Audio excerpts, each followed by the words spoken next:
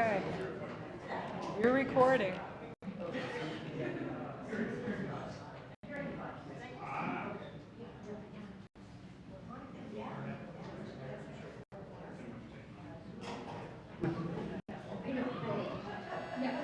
Okay. Hey, we got sound. Cool. All right. Well, welcome back, everybody. It's always good to see that people actually come back after lunch. Wow. This is good. Great.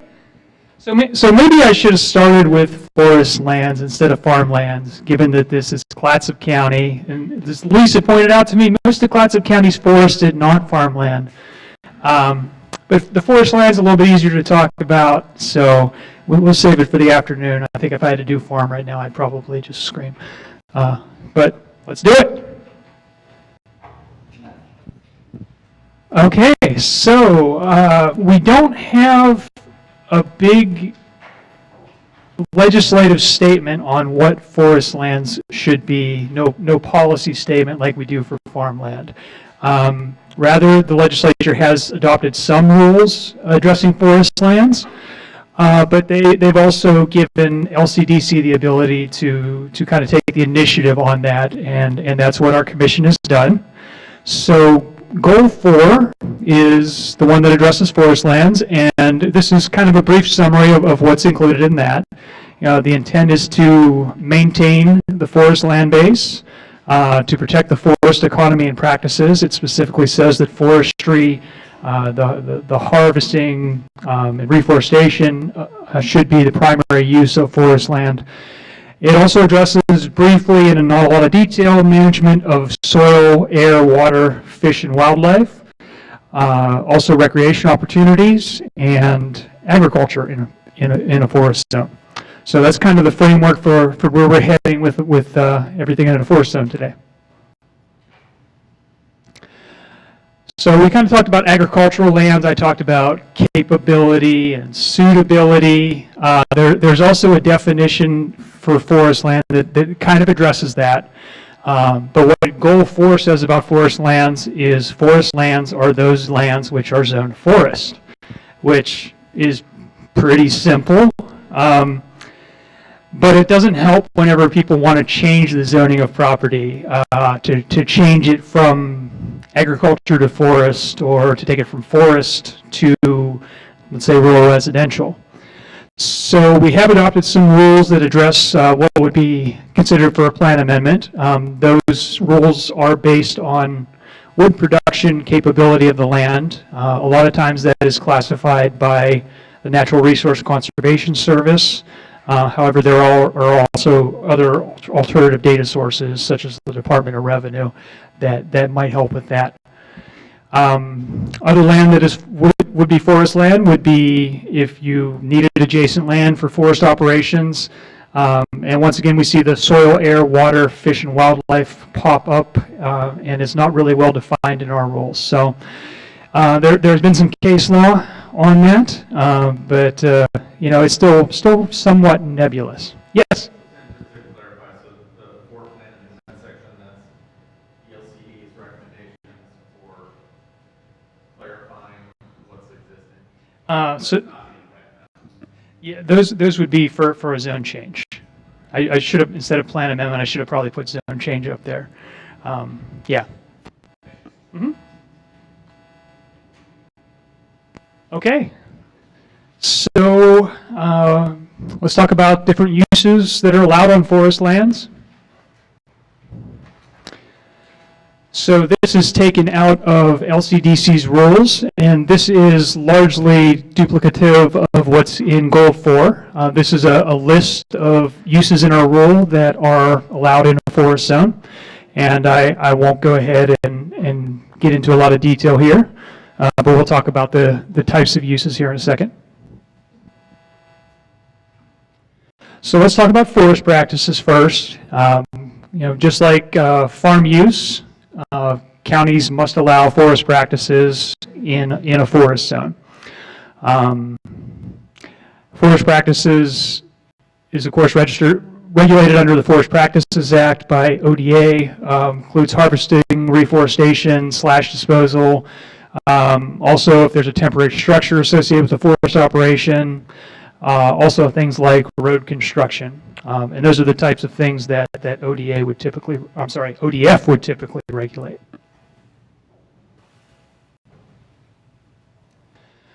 The Forest Practices Act does say that a county cannot prohibit, limit, or require approval for forest practices. And we kind of got a right to forestry statute as well that says counties can't make a forest practice a nuisance or trespass. Please. So when they're doing spraying and there's drift and it comes over and, so you cannot by law say that aerial spraying of herbicides, pesticides, or rodenticides that are killing the owls that eat the mountain beavers, etc. None of that is curtailed under that law. So the Department of Forestry would have some regulations on that. As for whether or not counties could be more restrictive or not, I based on what I've read, I don't think so, but I know Lincoln County has gone ahead and tried to do some regulations on herbicide spray, and I'm sure they have a good legal reason for why they wanted to do that. I don't know if Lisa's got any knowledge on that or not. Oh, Lisa's gone. She knows I was going to ask the question. When I was placing my house with a conditional use permit, they discouraged and indicated they might not approve one particular location for my house because it was too close to the state forest boundary, and that then I would be potentially inhibiting normal forest practices.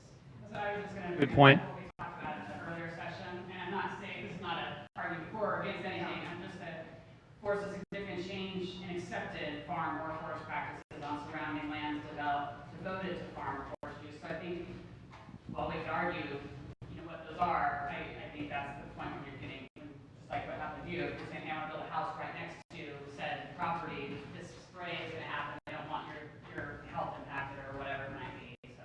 And DLCD is out of the picture as far as any such regulation. Yes, yeah. That would probably be an issue for the Department of Forestry combined with whatever attorneys somebody wanted to get involved.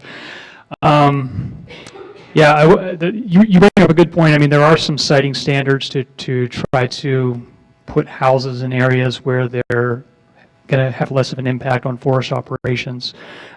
There's also a required deed restriction for new houses approved in the forest zone about complaining about a nuisance or trespass from a forestry operation. Same thing for exclusive farm use and farming practices. Yes? Related to that, a little bit different, forget building a house, but the forest uses for the land that's zoned for forestry has more to it than just growing trees and harvesting.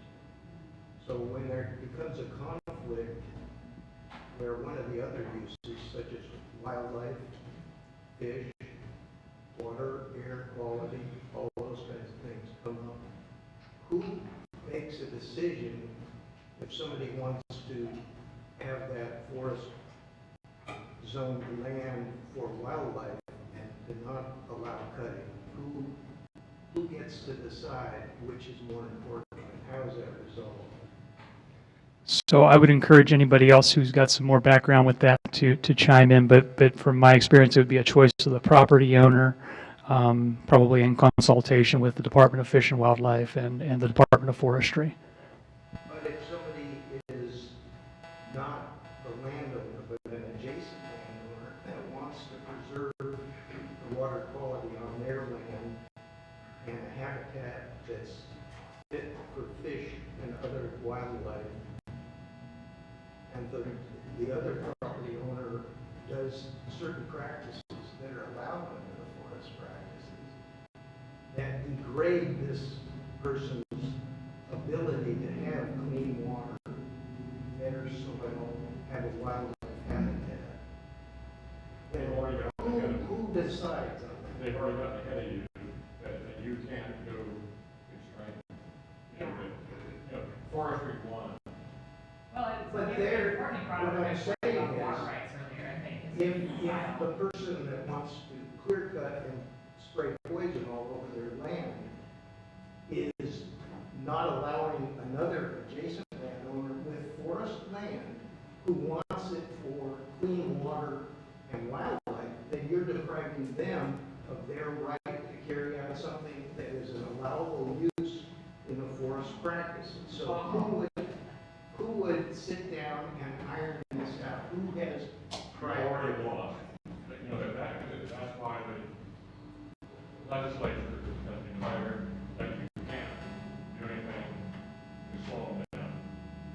Something that I would But the water use is depriving the legitimate use of that land that is a guaranteed right of a forest owner to preserve it for wildlife habitat if they want. To also preserve good water quality and air quality and soil quality. So that can't be taken away from them by an adjacent landowner. Yeah, unfortunately, situations like that also often end up in civil disputes. It's a, So that's what it would be a tort claim, or yeah. how would you take it before the Board of Forestry? I'm honestly not sure. I mean, you'd probably want to talk with the Department of Forestry about it to see if people are acting within their permits. So something I want to spit out before I forget how I was trying to say it, but I totally was following you and I'm trying to listen. One of the things that I would suggest is, as a lifelong resident here, and from a forestry family, but a fishing family is very sustainable, realistic, sustainable, not trying to damage other people's homes. A way to tackle that animal that needs to be tackled, it really does, is there's a couple ways to look at it. Is forestry before the house came along, which is what like she was dealing with, wanting to build a house. They said, hey, we don't want to do that, it's close to it. But my suggestion, and this might get me roasted by some of my timber friends, is were they using that practice of spraying when your, I'm just saying yours only because it's just easy to say, but were they using that practice when your property became, say, a 2-acre home parcel next door to it? Did they add this practice to their toolbox of sustaining their forest? Does that make sense? Kind of like that's an argument you might Yeah, have. it makes sense, but I want you to remove the idea of a home. No home involved. Yeah, like a Raw land, nobody even living on it. right for fish and So you're wildlife. saying it's all a matter of timing. If they've been spraying since 1942 when DDT was invented or whatever, then they get to keep doing it because you came along later and want to preserve it for wildlife. That's rough. Yeah, I don't know if But I'm trying to find a way to argue it. on the other hand, if somebody had a wildlife preserve or had a lake there, they had fish in, that's the use they wanted, and it predated any clear cutting and spraying of chemicals, then they would have a case to limit the use of that technique on adjacent land that degraded their. I feel like that's. I like that. I mean, because that really is kind of the first who came first, and yeah, I mean, it's a rough one. It is. It's rough. I'm not saying Yeah, and I'm afraid I don't have any great answers on that one either. That gets into a part of law that I have absolutely no experience with. The statute has made it pretty clear on that top line there that you can't limit forest practices. You know, that they made the law, to make it where you can't interfere with forest practices. Can you clarify, is that just that the county cannot prohibit it? That would be for county regulation, yes. Thank you. But there should be a clause similar to agriculture, I think, right, that says the county can regulate for regarding the safety and environmental and I believe there is something in there, and I'm sorry, folks. Maybe I should have been more prepared for this topic, but I just don't have great answers on this. I know how to build a dwelling on forest land. Yes, sir.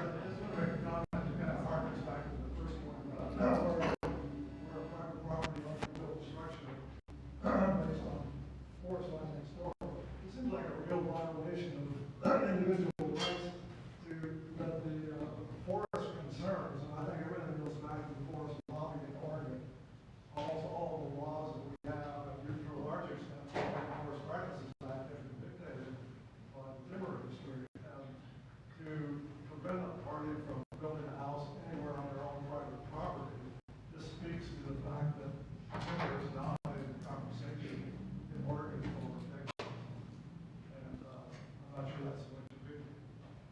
Well, the second part of that is much as, and I'm a homeowner here in Astoria and I have a home in Swenson, but I also am with a family who has some agricultural land and timberland private, and they log their own land at harvest time, just like you would harvest your corn or whatever. It's a longer term investment. So what I picked up on is that your private property, their private property. So we're talking about individual people. Their right on their property is just as important to me as your right on your property. So there's definitely some issues outside of that as far as health and safety or nuisance to our neighbors kind of thing, Right, but Yeah. if the timber owner is abiding by the Oregon Forest Practices Act, he's not supposed to spray within a minimum of 60 feet of private residence, which is a ridiculous buffer. So they have to abide by that too, so it seems like there's some real. Right. And I would jump on board with you in the sense of that owner, I bet 99% of the time is doing that. There's probably some corporation level, hire somebody to do it and they don't care and they just do it. So there's definitely some room to point out times that's not happening and are not abiding by the right. You have had your hand up for quite some time, and I appreciate your patience. On page 2, in the middle diagram, this surprised me because I thought the comprehensive plan and all its goals was kind of the gold standard for Oregon. And yet, it is on page 2 superseded by Oregon revised statutes. So whatever the legislature wants to legislate can totally gut the comprehensive plan according to your diagram. Is that legally indeed the case? So I'm sure there's might be an exception or so to that, but generally speaking, yeah, what the legislature says can happen is what happens in Oregon, and a county would need to amend its regulations if the legislature said something couldn't be allowed that was currently allowed. Yes. I think we always say at the local level, the comp plan supersedes zoning. That's it. But the state, because of our constitution, the state can always mess around. So they can, that's why so many of these practices that have, the timber law, be at the state level, have tried basically to supersede. But locally, your impression about the comp plan is right. If it's an issue of a comp plan versus zoning, the comp plan usually rules at the local. All right. Can I ask you a question about, so 2 slides back, where uses allowed? Is there any dispensation in the law about uses interfering with other uses, like within a property? Like, say something like the example Chris might be talking about, where there's both a watershed here, so there's water. Water conservation issues available, and then there's someone who wants to do logging. Have they explored that? If clear cut affects the watershed, does this law in any way interact with that? So LCDC's laws would not have any concern with that because we don't regulate forest practices. I think you need somebody from the Department of Forestry here. I should have brought someone with me. I could think of a couple good people to drag along to this. They would have been helpful. Thank you. Something that has been talked about, Suzanne was presenting about the spraying stuff, and all of a sudden I just kind of added it up in my mind.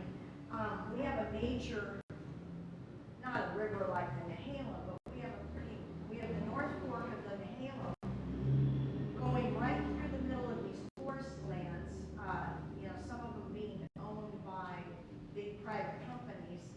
And then all that spray goes into a major, it's not a major river, but it's not a stream. And then it's going to end up in the Nehalem and end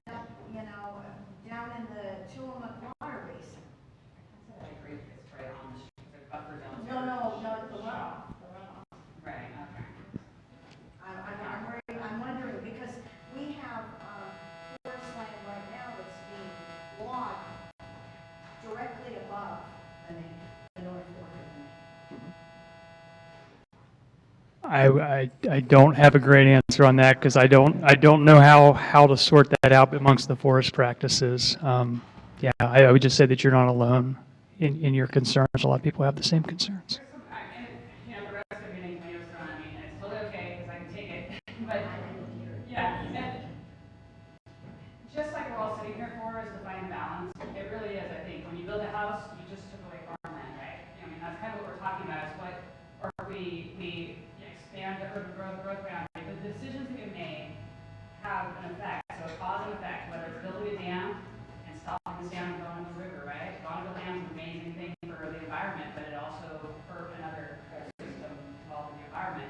So I'm not, this is what I mean when I say I'm a realistic environmentalist with boots on the ground, have been in those waters and in those woods. And so my point is that while this spray issue is something I have not delved into myself really deep, what I do know from the people that are in the industry that I trust, that I know, one of the biggest things to deal with that spray is that we need those trees to be able to grow. And if they don't do something, just like you do in your own gardens, in your own homes, and you let what would effectively be the weeds to overpower the small reprod, which is little trees that we replant 4 to 1, then those trees don't grow and as well, or as big, or as much. They get overpowered by the underbrush. And so while that's a problem, and that might not be the best answer to spray, I want to point out that I think we're all for the environment. We want those trees to grow. It's, you know, figuring out what's the other alternative besides the spray maybe or something. I just want to be able to say that, I guess. Okay. Thank you. Yes. Okay, so I'll just make a comment as a board member of a water district. There are a number of water districts in the area, especially Rockaway Beach and the Halem, and North Coast Watershed Association, who are actively addressing this issue of spraying in the watershed areas. And you know, they are proposing changes in our the Forestry Practices Act and legislation in Salem that will address these issues. Again, there's no resolution yet, but I know there's a lot of people working on that specific issue. Thank you. There is an article in this month's edition on Oregon Resolution 2019-003, the reforming and making it modern, the Forest Practices Act becoming more modern. He explains it very simply, don't worry, you don't have a technical background. Thank you. I'm going to look at that. All right. That was a really good discussion. I think you've got a lot of things to work out as you go through your comp plan process, and you know, maybe we've got maybe the state someone that we can get somebody else to give you a little more assistance with that. But I'm going to start talking about development again, not forest practices. Okay. So kind of same thing we had on the EFU. We've got, of course, uses that are allowed by right, which may in fact have some sort of standard attached to them. And this is not a comprehensive list whatsoever. I think it's about 40 some uses total that are allowed in a forest zone, a little bit more restrictive than what you see in exclusive farm use. But these are the types of uses that would be allowed by right. And I also say that there hasn't been a legal history on uses in a forest zone like there has been in an exclusive farm use zone. Like in an exclusive farm use zone, we know based on court decisions that some uses counties have to allow. We know that some uses counties don't have to allow at all based on court history. In a forest zone, we don't have that kind of history. So a county may have a little more flexibility in what types of uses they want to allow and not allow in a forest zone that aren't forest practices. Yes. So, because agriculture is allowed on forestry, and I tried to find this out, so like for a enhancement of ag products, could there also be an enhancement of forest products of like a farm stand, but something that you can sell forest? Because I do a lot of extraction and I want to get into mushroom development on my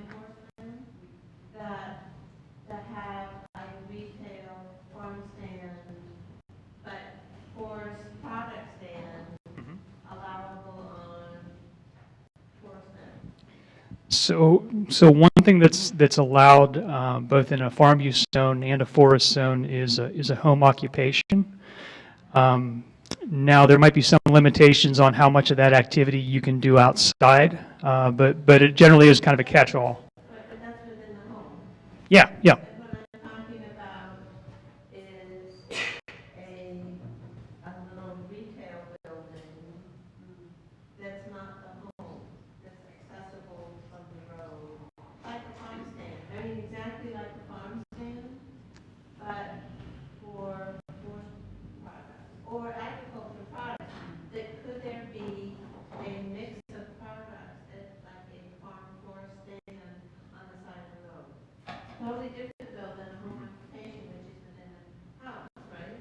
Yeah. Sometimes you can do home occupations in other types of buildings, but I would defer to the county on whether or not they would allow that type of thing. But there isn't like a forest stand or a farm stand that's allowed in a forest zone. But if it's mixed farm forest, that might be an option. Well, I have been, a little bit of discussion, it's just kind of starting, I haven't poured over all the particulars, I just got to fill out last week and I haven't, people coming here. I think it's a little bit of gray zone, and that's why I'm hearing more specifically. It might be a gray zone. I'd encourage you to talk with the county about it because they're the ones who will be signing off on any permits. Okay? So, just like a farm zone, we've got conditional uses. These are the types of uses in a forest zone that would require a conditional use permit. There's, kind of a broad variety of things there.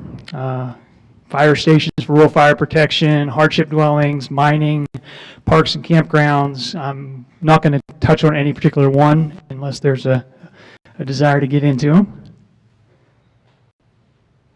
So sorry, Tim. So just going back to what you were saying about establishing case law, if there's not a great depth of case law around what are uses by right and conditional uses, are these lists, are they set out in ORS as you're presenting now, essentially? Yes. Okay. And so, what would need use by right not to maintain itself as a use by right through case law? Like, how would that change? What process would somebody sue that I should have this other right, or that this shouldn't be a right? But like the county would try to legislate one out of existence. Yes, so I think where that would go, so let's go back a slide. Let's say a county decides it doesn't want to allow replacement dwellings in a forest zone anymore. There hasn't been clear case law that says that a county cannot do that. Whether or not they can, I'm not sure. The courts would go into the legislative history of how the rules were developed and come to a determination on that. I'm sorry? Well, it would be a county decision first, and then if somebody had a problem with it, then it would probably go to the Land Use Board of Appeals. So is that the process that's happening on the ag side that people have said, or counties have said, I don't actually think farming should happen on farmland, and someone sued the county, and I mean, No, that particular case had to deal with schools. Yeah, and I can't remember the details of the case. It was a 1995 case out of Jackson County. I'm just curious why exploration of minerals is right, whereas mining is conditional? That's a great question. It kind of mirrors what's in the exclusive farm use zone, and I'm not sure if that's based on statute or not. I kind of feel good about that as a, landowner here though, 'cause I feel okay with letting people figure out if they have minerals on their property, but then having to ask for permission to start mining it maybe is where, I'm just venturing guess, I'm not, I'm just guessing here that there was some sort of determination to try to allow people an opportunity to at least look for them and then get a permit, a more stringent permit if they need to actually extract. Okay. So for our conditional uses, You're not sorry, come on. I don't know, I'm more saying sorry to the rest of you. You put mining here, it was aggregate mining, agricultural. Is there an actual difference in ORS, or is that just truncated? it was probably truncated, but there are different types of mining that can occur. I wasn't trying to make a differentiation in my presentation, but and I know on exclusive farm use, you can do mining for oil and things that aren't aggregate. Mhm. So if you got a conditional use, it's going to once again require some discretionary standards. Determination that will be made by the county, most likely during a public hearing, although sometimes these can be done administratively. It's kind of a similar test to what you see in exclusive farm use zone. Once again, you know, A up there kind of captures what the test is in a farm use zone. You know, what's the impact in cost and changes to farming or forestry practices. What the forest zone also adds is a concern about fire hazard, which says that the proposed use will not significantly increase fire hazards or suppression costs or significantly increase risks to fire suppression personnel.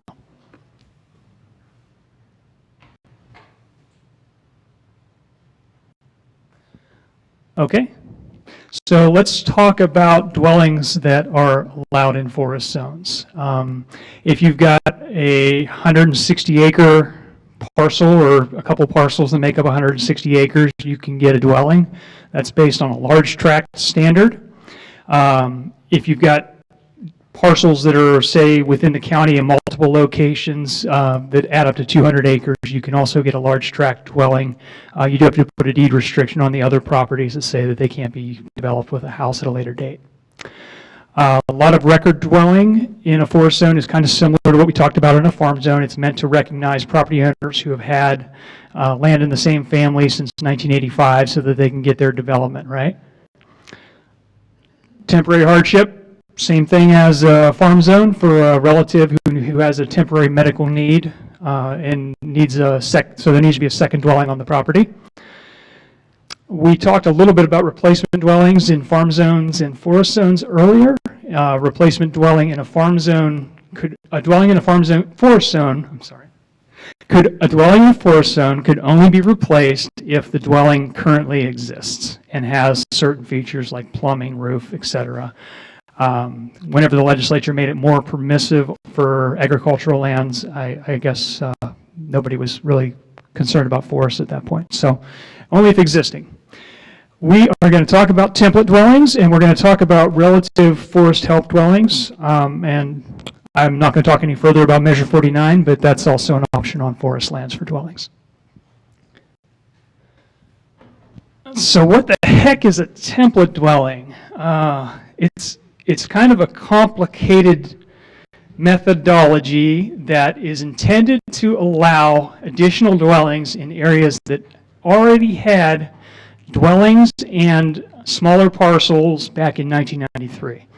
The idea is to kind of say, okay, this land has already been disturbed, this area has already been disturbed by non-forest practices. We can accommodate additional density in these areas, and we don't want to allow the density to go up into areas that are primarily used for forest land, used for wildlife protection, etc. So I will show a graphic example of this because otherwise it's extremely hard to understand. But what we need to have for a template dwelling is there needs to be kind of a let's just do this. Okay, let's do this. So this is one I approved, by the way, back in Tillamook County. So the property boundary is in red here. What you do for a template dwelling is you draw a 160-acre square or rectangle that is centered on the property, which is what we got here in yellow. That's a 160-acre rectangle. And Within that rectangle, there needs to be 3 dwellings that existed on January 1st, 1993, and there needs to be 11 parcels that existed as of January 1st, 1993. So for this particular example, there are a number of dwellings within the yellow square. I will point out that that one here should not have been counted. That was an error. That was my mistake. And there is a number of parcels which are indicated with the stars that existed before 1993. So that made this particular property eligible for a template dwelling. Yes?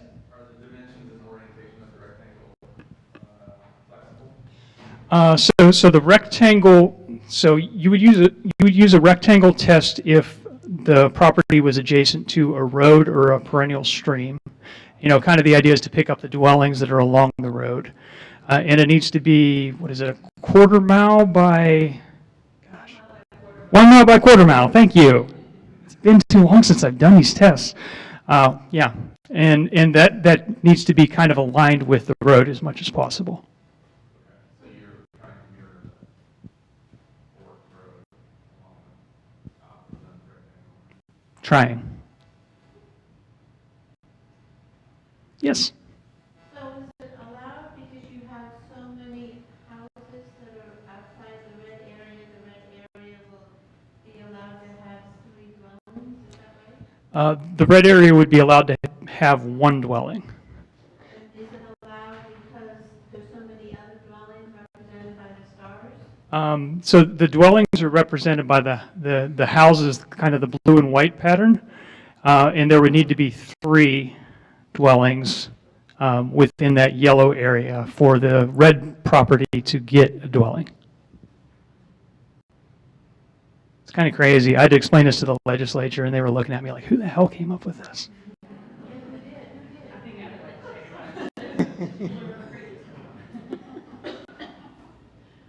All right. So there was some legislative changes with this.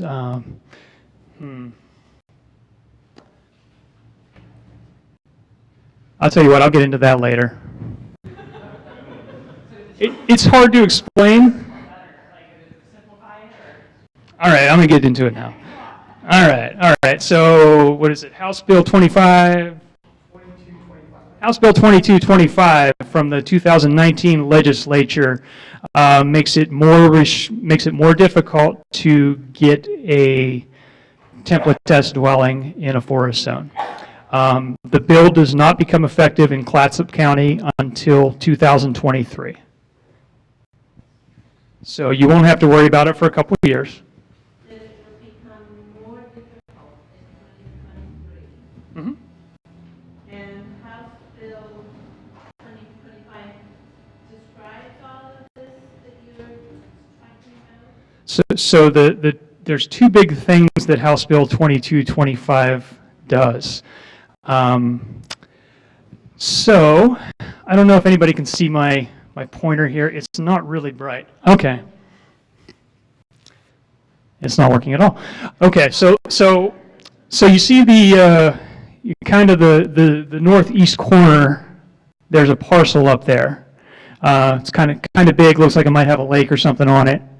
So what some ingenuitive. Oh, cool. Thank you.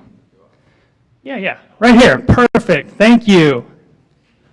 So what some ingenuitive developers were doing was they were taking this parcel here, doing a series of property line adjustments to actually walk it down so that parcel would end up being located somehow within that template and therefore could be approved for a template dwelling.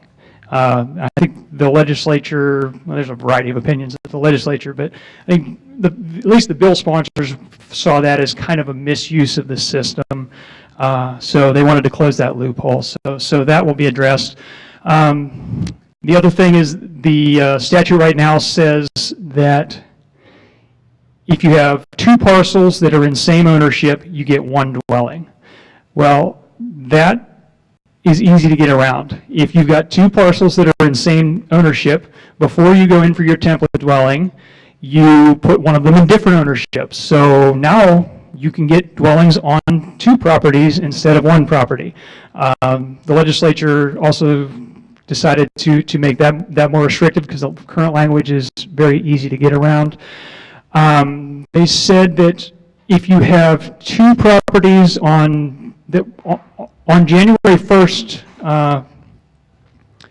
on January 1st, 2019, if you have 2 properties that have, and one of them has a dwelling, you cannot get a dwelling on the other property. Did I get that right? Thank you. Yes? So is there an 80-acre minimum? No. It can be any size property. So it just has to do with this? You got it. I should have started with that. That's a good point. So you'll get that in 2023, and we will be sending out Measure 56 notice, which we have to do every time a dwelling standard becomes more restrictive to the county. The county will then in turn send it out to property owners, so property owners know about it and have an opportunity to deal with their situations before it actually comes into effect. Yes? So, is there 2 properties owned by the same person, or can, and you said only 1 dwelling is allowed, what if they give the property to somebody else and then 2 different people, and then each can have a house, a dwelling? So right now, that's kind of how that works. But once that bill becomes effective in Clatsop County, if the 2 properties were in same ownership and had a dwelling on January 1st, 2019, then you would not be able to put them into separate ownerships. So in 2019, they were under 1 ownership, that's in 2023. That's the benchmark, is that who owned it in 2019? Yes, you're right. We tried. We did argue a little bit during the legislative session that maybe that date should move forward, but that was the compromise the legislature reached. Okay. Here's my clicker. Cool. So the other big forestry bill that came out in 2019 is House Bill 2469. We talked a little bit about relative farm help dwellings. Well, now there is an option for a relative forest help dwelling. And the intent of these, so basically this would be you've got 1 dwelling on your property, and you get to put a second one because you need a relative to help you with forest practices or forest management. There is a minimum lot size standard here. You got to have at least 80 acres. You've got to be within a rural fire protection district. You cannot use either the existing dwelling or the relative help dwelling for a vacation rental, and the new dwelling has to be within 200 feet of the existing dwelling. There's also some deed restrictions that need to be recorded. One is a forest management plan, and one is a requirement that you cannot partition off the dwellings from each other. They have to stay together. Yes? In this example and the one for farm use, is there a limit on what counts as relative? Like what standard are they looking for? Does it have to be someone that's, like what part, your family or how? So it goes out pretty far. It's basically the forest operators. I don't know. It goes out a ways. I think it goes into steps, people, step persons, and Legal marriage. yeah. It's up there as whatever. Yeah. It allows for spouses, relatives, and for the actual managers' relatives. Lisa. So what happens when the relatives move? We're not helping anymore, does the house go away? No. You said earlier in the EFU that had to be a temporary dwelling, in this case it doesn't have to be temporary. Does not have to be temporary. There's a hardship when it was enforced as well, Oh, okay. right? Yeah. I'm sorry. I should have clarified that. Yeah, So, yeah, it's only the hardship dwelling for, somebody who's in medical need that's temporary. Can you describe what a hardship dwelling would look like if it's temporary? Is it like a camper, or is it like a, what is, I just can't wrap my brain around that. Yeah, I think it might have to be another, like. So it's like a, that's what I'm wondering.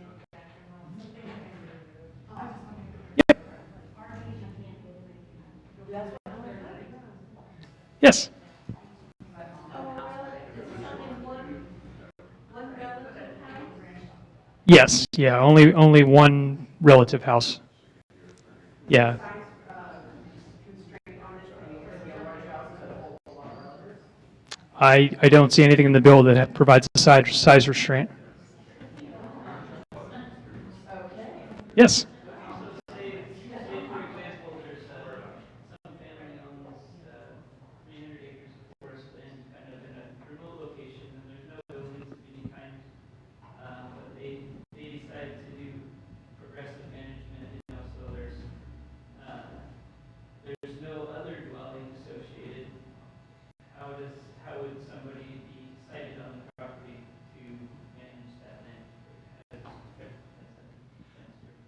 Well, one of the requirements is there has to be one dwelling on the property to be eligible for the forest, for the relative dwelling.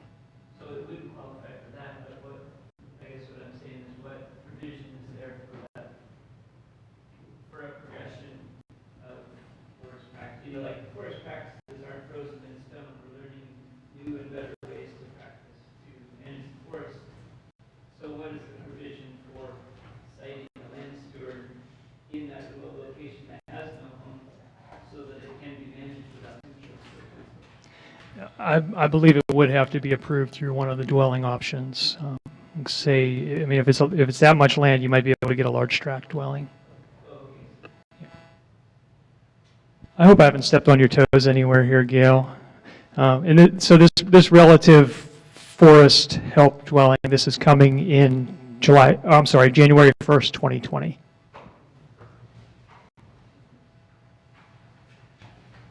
Okay, talk a little bit about fire standards.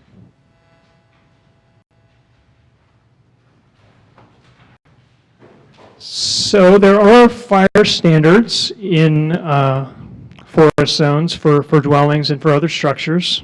It's more restrictive for dwellings, actually.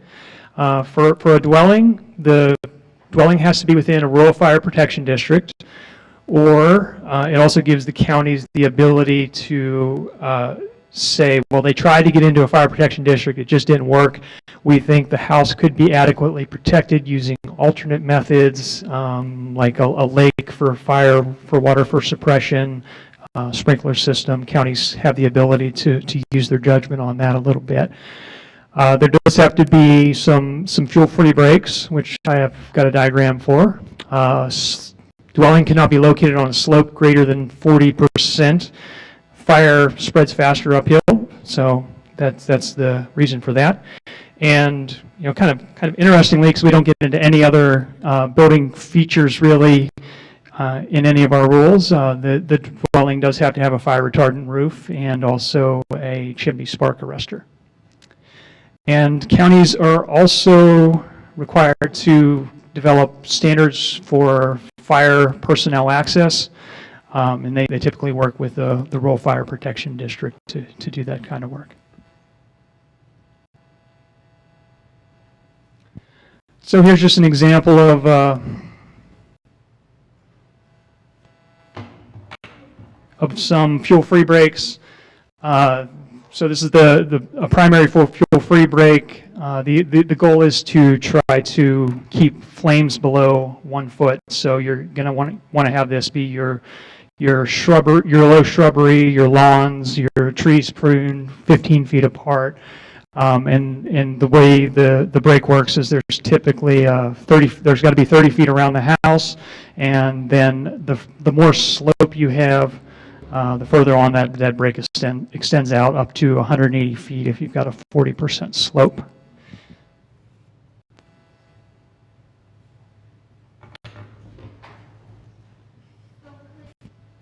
Please. I see the diagram, this one is looking tiny. So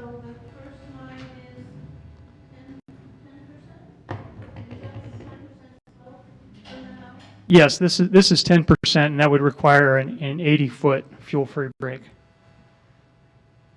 And then, where do you have this diagram? Is there a place to find this diagram on that bigger thing than this one? I believe that's in your ordinance, isn't it? Yeah, it's in the county ordinance. Under, I mean, does anybody, can you cite a number? It's in our standards document in the forest zone citing standards section. I don't know the number right off the top of my head. Standards doc, under what?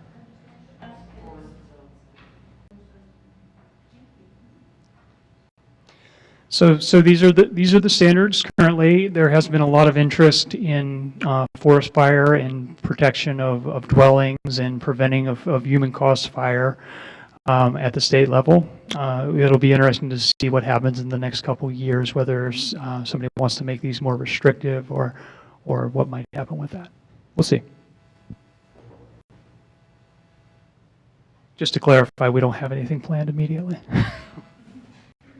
Okay, so land divisions.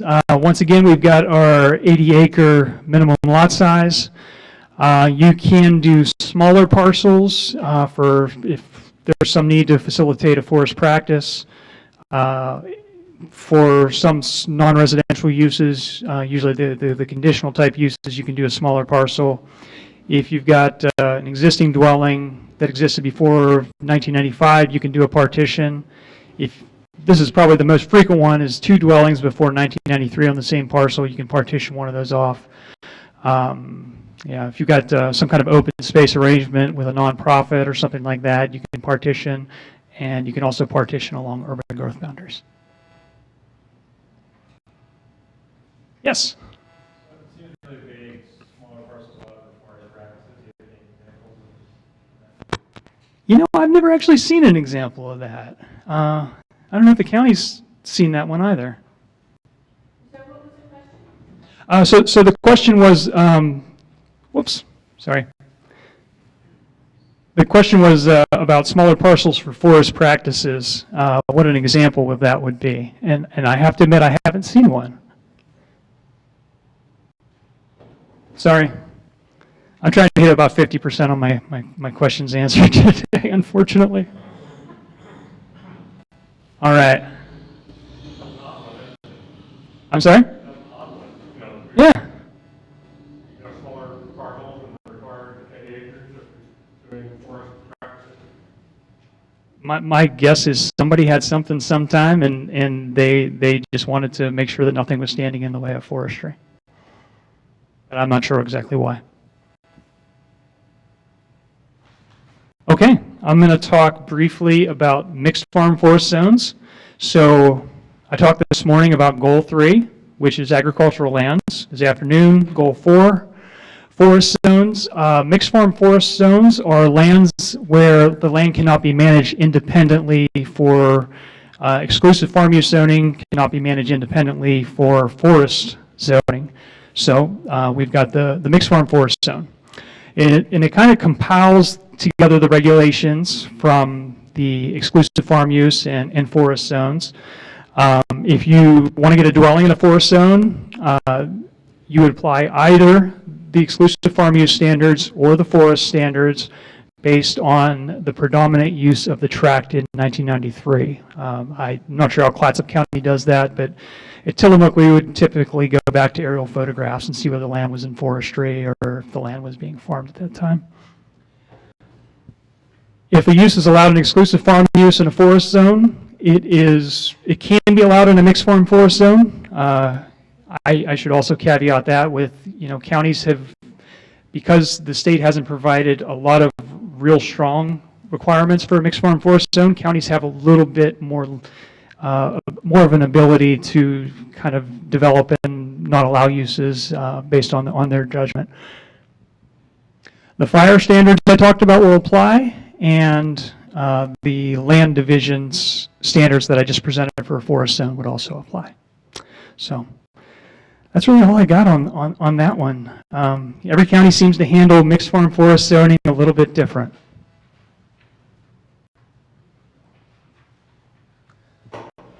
Okay, we'll close up today with zone changes.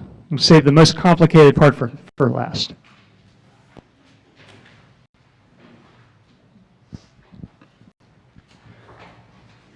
So, land that's protected under Goal 3 for agricultural lands or Goal 4 for forest lands can be rezoned for other uses through several methods. One is to do an urban growth boundary expansion, in which case that land can be brought into the urban growth boundary. It does not necessarily have to be rezoned at that time, but is planned for other types of uses.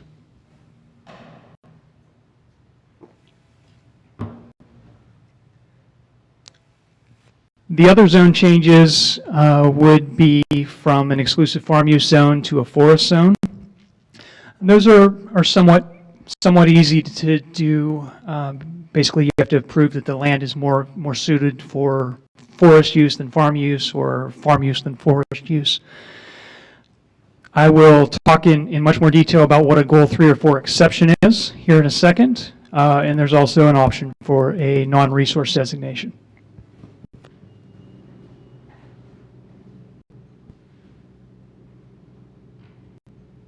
Give me 1 second.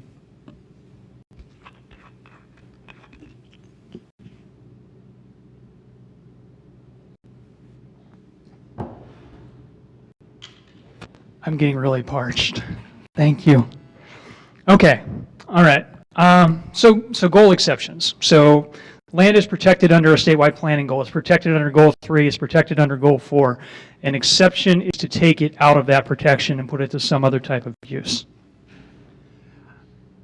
I like to quote the Thousand Friends versus LCDC court case because we got slammed on that one with some zoning changes we were approving back in 1984. It said that an exception must be an exceptional, and an exception is a difficult process. Oregon typically retains its land that's zoned for farm and forest in those zoning categories because an exception is difficult. So we're going to talk about exceptions to Goal 3 and Goal 4. Just to clarify, just because you got a Goal 3 exception to say that your land isn't zoned exclusive to farm use anymore, that doesn't give you the ability to develop whatever you want on the property. It would still be subject to the other planning goals. So you couldn't, say, get public sewer extended out to your property because that would be a need you need to get a Goal 11 exception, or you couldn't develop it into let's say 1 acre parcels or something like that, because that would require a Goal 14 exception, which is urbanization. So there's 3 types of exceptions. One is physically developed, second's irrevocably committed, and the third is reasons.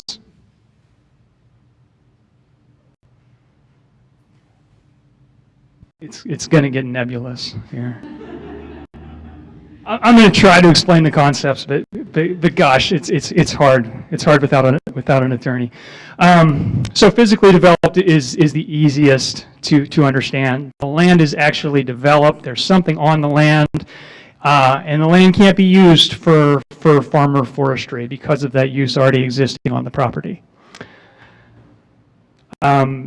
So for a physically developed exception, you have to look at how that use actually got on the property. If it got on the property because of something that happened prior to the land use system going into effect, then it might be eligible for physically developed. We actually don't see many of these just because most of this land was already rezoned to, like, say, rural residential, rural commercial, back when the counties did their initial inventories back in the 80s. So if, say, you developed a non-farm dwelling on your property, that non-farm dwelling could not be then used to justify a goal exception because that's a use that's allowed in exclusive farm use zoning. So if you were to get this type of exception, you could continue to use the property for the existing uses. You could develop it for other rural uses, provided that they were compatible with other adjacent uses, and all that would be explained in a very lengthy document associated with the zone change. Okay. I don't know if this is the hardest one to understand. It is for me. Irrevocably committed. Land is irrevocably committed to uses not allowed by the goal because existing adjacent uses and other relevant factors make the uses allowed by the goal impracticable. What the heck does impracticable mean? Well, case law says that it doesn't mean impossible. It doesn't mean that it is impossible to do farm or forestry on the property. But there has to be something going on with the surrounding lands that makes it very, very difficult to do farm and forestry on the property to make it eligible for an irrevocably committed exception. I hope I did a decent job explaining that. Cool, cool. Yes, yes, I knew this was coming. Okay. I have no idea if legally this is impracticable for farm or forest use, but this is the best example that I've seen. So we've got this land here, zoned exclusive farm use. I think this is also exclusive farm use, kind of developed with small parcels. This down here is all rural residential. It's divided from the highway here. Looks like we got a city over here on this side. So this is kind of standing alone on its own. They applied for an irrevocably committed exception, and the county approved it. I'm not sure if that's qualifies, but that's an example. That's a type of thing that we're looking for with this type of exception. So they made a contention that it was inconvenient to keep farming there? Impracticable. Yes. It's a little bit. It's a higher standard. It's a lesser standard than impossible, but a higher standard than inconvenient. Yes, I mean, it looks, or by your description, they're farming in the picture, right? Like, so what made it impractical? Because there's obviously farms right next to it. I think the argument would probably have been based on this just kind of being isolated and possibly conflicts with other adjacent residential uses. So it moved from EFU probably to rural residential? Yes. How many acres? I'm not certain. I believe it's less than 20. That was a good list. I guess rural residential. It went from exclusive farm use to rural residential. And all the other subdivisions and houses and everything pre-existing it being exclusive farm use, is that right? To be honest with you, I'm not sure when all this went into effect. My suspicion is it was a zoned exclusive farm use first. But yeah. So how did they get away then with all the lots and houses? I'm not sure. That could have been another goal exception. I don't remember the details on this one. Sorry. There's, for example, there's a big demand for small farms, but that there's a real economic incentive to sell for a higher price for non-agricultural purposes. Yep. Well, the Yep. other issue too we talked about is just kind of affordable housing. So in our world, of course, in Oregon, we need housing. So at some point, somebody said, hey, can I buy my property? And probably prior to whatever development issues we had, this goes back to 1949 some too, I imagine. Somebody owns 20 acres and was still eligible to divide it up. And in one hand, that's a good thing for housing sometimes. On the other hand, it broke down that area of farming enough that last tract said, hey, this is hard for me. Or maybe there's, Yep. and I'm looking at it not just as, hey, it looks good, but I'm thinking as a farm, water would become an issue. Maybe that was part of the reason. There's all kinds of things they could have said this is impracticable because I have a highway running right out front of my food. Maybe they don't want stuff getting on. Yeah, I think the important thing to remember here is that these are case-by-case evaluations, and the county has to make its determination based on what the specifics of the individual property are. We don't see many of these, actually. I think most of these most of these types of exceptions were probably taken into account whenever counties did their initial zoning inventories. But they occasionally pop up, and like I said, I'm not convinced this is one of them, but yeah, it worked for somebody. Maybe easement or something on the diagonal. It looks like power lines, yeah. Yes.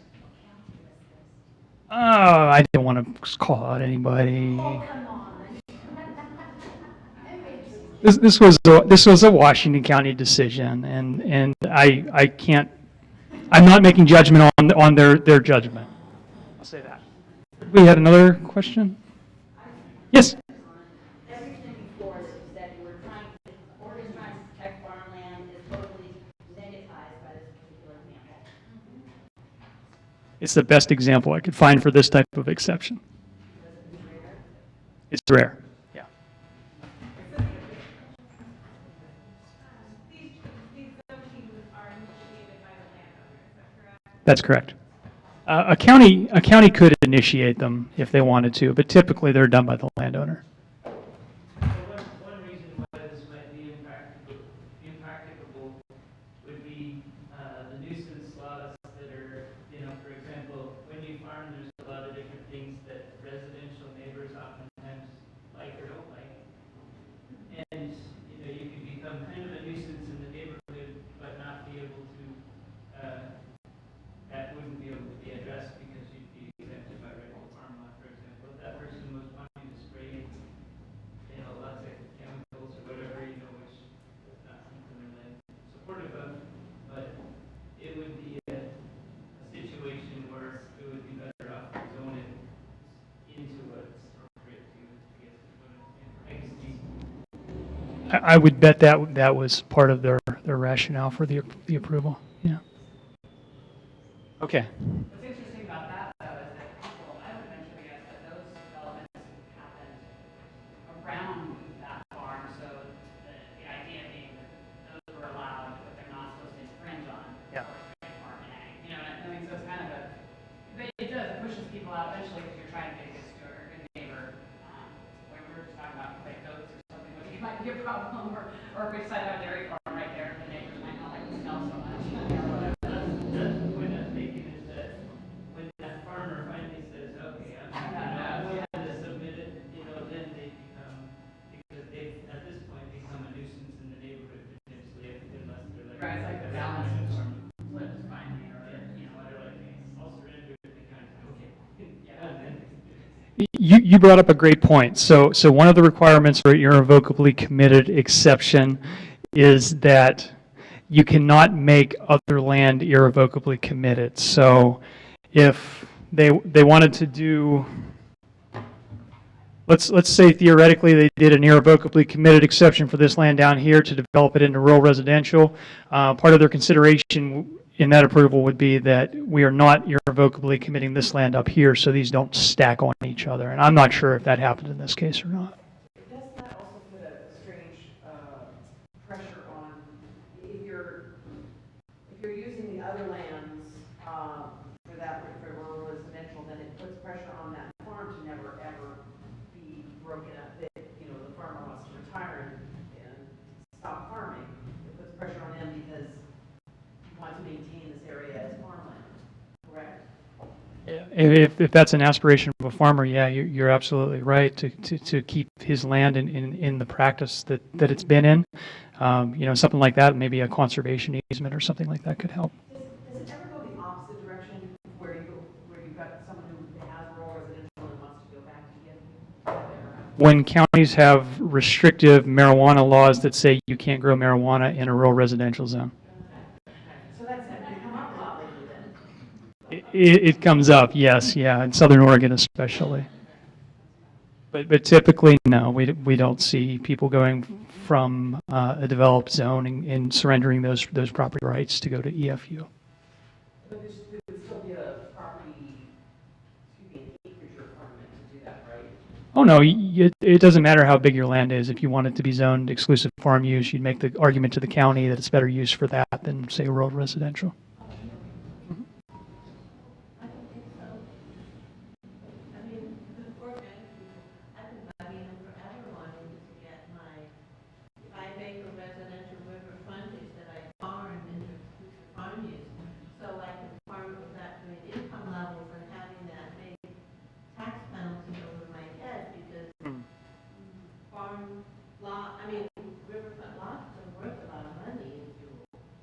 Okay. And they, I always kind of forget why you're telling me I can't have exclusive farm use, but I think I'm not adjacent adjacent. to exclusive farm use. Ah. It's adjacent to F80, which is the forest zone, and she has submitted an incomplete application to rezone to forest 8. Right, this was my solution. I'm getting old and I don't want a huge tax thing over my head because it's by residential. Okay. That's a good point. I mean, you know, it could, tax benefits could be a reason for doing the rezoning. Yeah, okay, I'll let the county address the specifics of that. And they have it. Yeah. Okay. So the last kind of exception is the reasons exception. This is the one that is used the most frequently. For a reasons exception, what you're trying to prove is that this particular use has to go on this particular property, and it can't go on other property that's in an urban growth boundary that already has a Goal 3 or 4 exception. It's got to be on this particular property.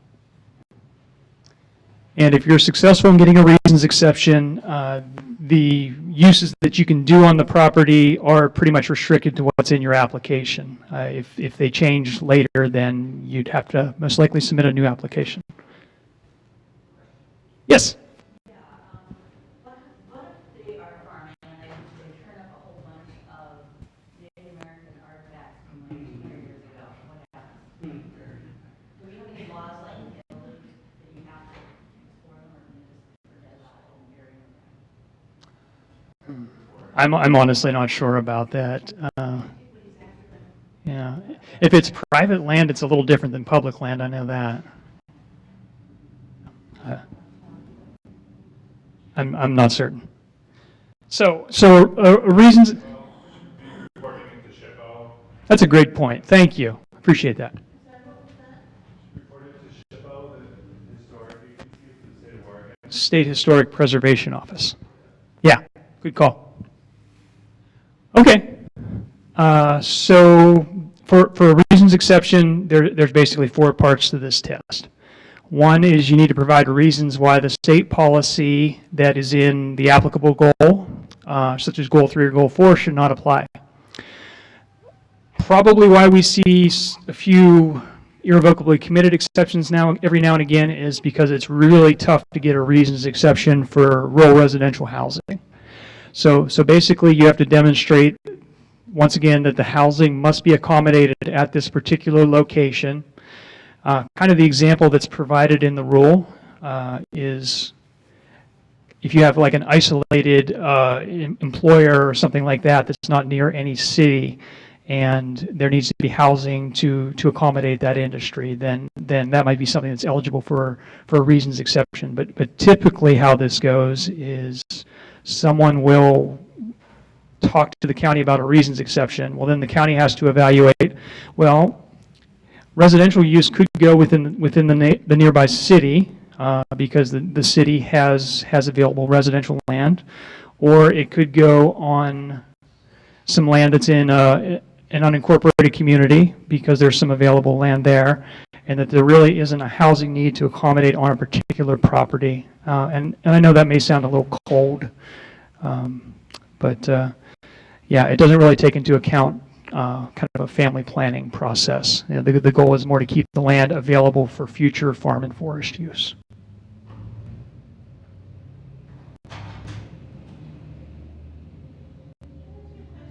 The definition of reasons is not an easy sentence to understand. I mean, No. because I'm like trying to suss it out, and I'm not stupid, and it's like, huh? No, you know, I tried to explain this the least complicated way I could, but it's ultimately a difficult concept to understand. You know, there has to be some reason for the goal exception, but then the rule goes into more details as to what that reason could actually be. Not a double negative thrown in. Your exception is a negative. Yeah. You should not apply. Yeah. Yeah, I can read that, yeah. Yeah. It's going to get worse, I'm sorry. Okay, so I mentioned you have to evaluate, nope, I'm sorry, I missed stuff. Okay, so it's a little bit easier to get a reasons exception for rural industrial use. If there's an industry that is dependent on some material that is only available on agri-forest land, like let's say aggregate. Aggregate's maybe not the best example because you can already do some aggregate mining under the zones, but or like a port or something like that. Or if the industry is incompatible with urban uses, or if there is some sort of a significant advantage in locating it out on land that's zoned exclusive farm use for forest. Say you've got, an existing power generation facility with transmission lines, and you want to put like a solar project next to it or something like that that's like 500 acres. Then maybe that could be an argument for rural industrial. That's not a good example, is it, based on case law? Forget I said that. Okay. If it's not a rural residential use, not a rural industrial use, you can provide some other justification based on statewide planning goals or based on some other reason.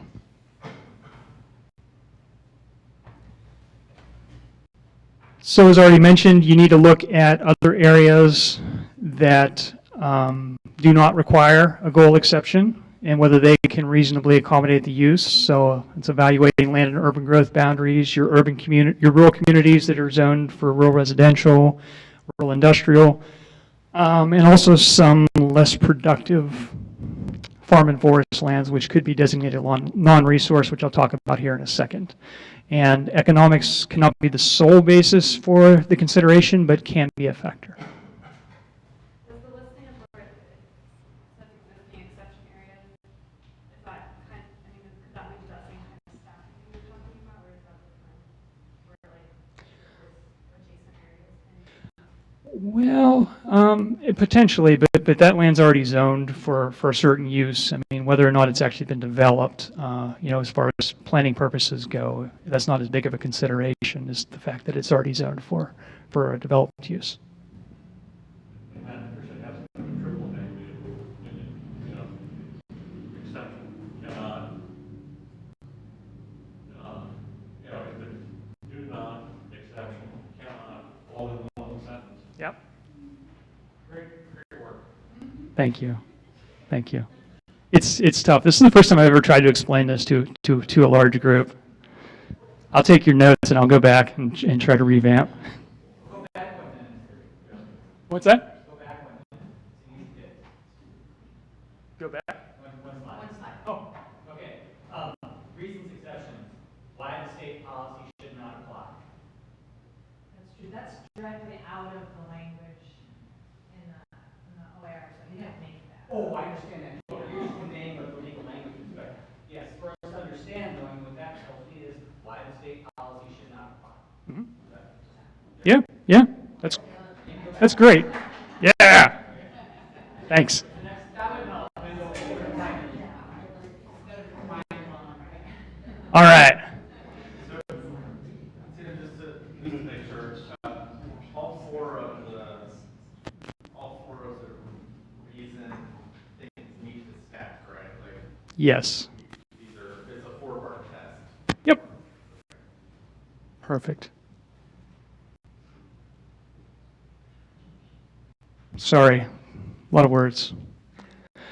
So what this is all trying to say is that in addition to evaluating other land that is already in an urban growth boundary or already has a goal exception, you also need to evaluate other land that's also zoned exclusive farm use or forest to see if the impacts from a proposed development would have a lesser impact on those farm and forest lands. Like let's say you've got an area that's really good agricultural land, and there's a lot of farming practices going on in the area. Well, then you might want to consider there's some other land over there that doesn't have as high agricultural productivity. So you might want to so you need to evaluate that land as well to see if that might be able to better accommodate these types of uses that can't be located in an urban growth boundary or existing exception area.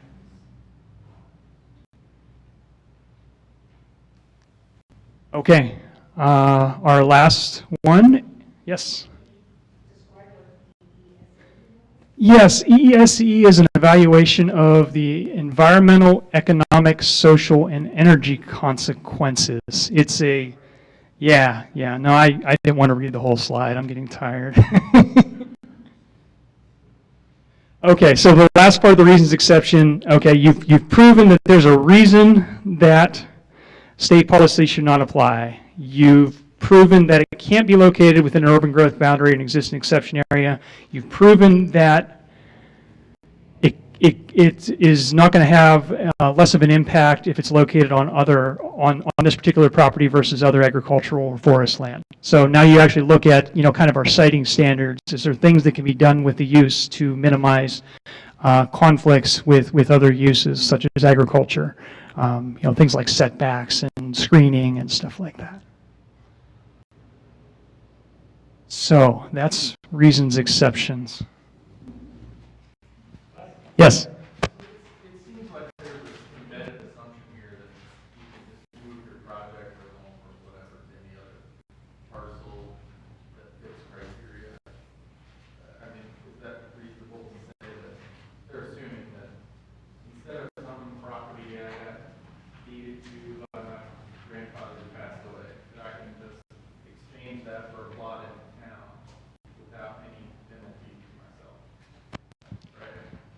There is definitely some of that going on, and the applicant would have to bear the burden of proving that it has to happen on this property. Yes?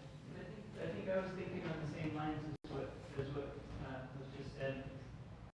There's, like, on the one hand, as a farmer, I'm looking at things from the right to farm laws, which are kind of written in a way that assumes most farmers are going to be, very limited in their financial capabilities.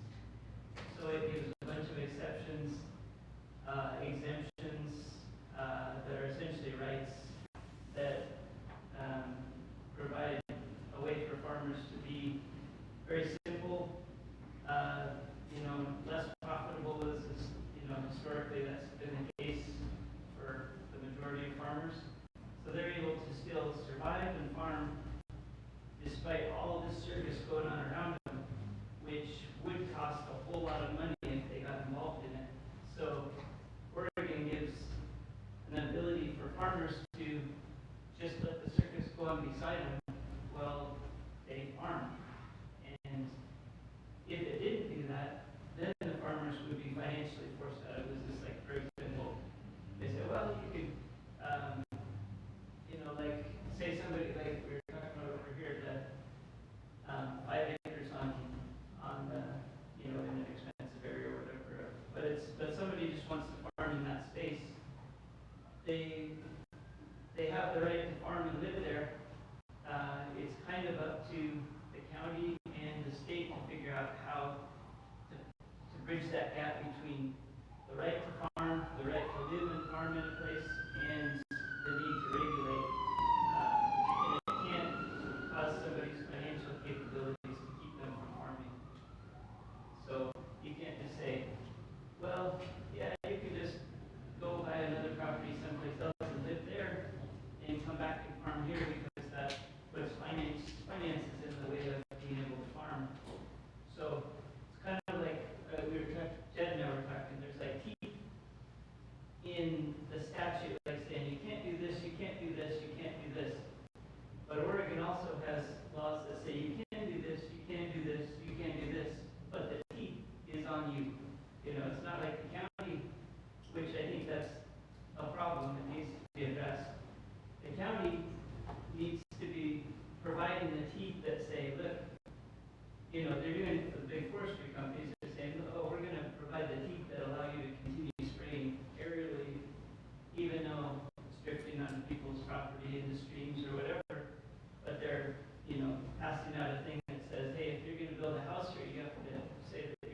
sue the forestry company when their chemicals drift onto your property. So they're, you know what I'm saying when I say providing the teeth. When it comes to small farmers, the teeth is all a small farmer, and they don't have very big teeth. And the county isn't there saying, okay, we're gonna make sure your rights are upheld. Instead, they're putting all the effort into maintaining the teeth in the regulation, rather than the whole point of the thing is that we would have Oregon, a place where farming proactively is growing and increasing and getting better and better and easier for people that are going to be better land stewards, but maybe less business savvy, for example. The ones who are going to win out with the current infrastructure are the ones who are business savvy and maybe they don't know a thing about land stewardship, for example. So that was like a long speech on the point, but you say like, we need, you know, worst case scenario, you know, the little folk who are trying to farm and trying to become farmers, a lot of people, you know, might be 19 years old and there's so many people that dream of farming. We make it so hard that they end up giving up. We can't do that. Yeah, it's all about striking the right balance, and this is the balance that the state has decided to strike. Well, that's what I'm saying too, I guess, is that it, in that balance, all this gray area is the area that the county, the state, everybody has to grapple with, that there's all these laws overlap each other in a way where there's nobody who's actually right in a lot of the situations. It's sort of who has the biggest teeth. And so the state has to keep that in mind.